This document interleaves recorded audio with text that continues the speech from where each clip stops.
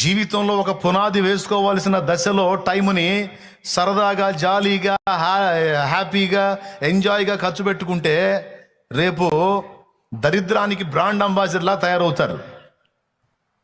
అది కాదు కరెక్ట్. ఇప్పటి నుంచే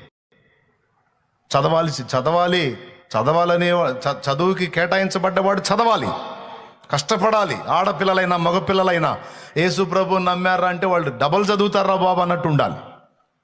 వాళ్ళు సరిగా చదవరు సావరు అన్నట్టు ఉండకూడదు. కష్టపడి చదవాలి, జాబ్ సాధించాలి. దానికోసం మన వంతు ప్రయాస ఉండాలి. దానికి దేవుడు తన కృప జోడిస్తాడు. ప్రయాసపడేవాడికి దేవుడు, నువ్వు దేవుని బిడ్డవు కనుక దేవుడు అది సక్సెస్ అయ్యేటట్టు చేస్తాడు. నువ్వు ప్రయాసపడి ప్రయత్నం చేస్తూ ఉంటే తగిన కాలం ముందు నీకు జాబ్ దొరికేటట్టు నా దేవుడు తప్పకుండా చేస్తాడు. దేవునికి స్తోత్రం.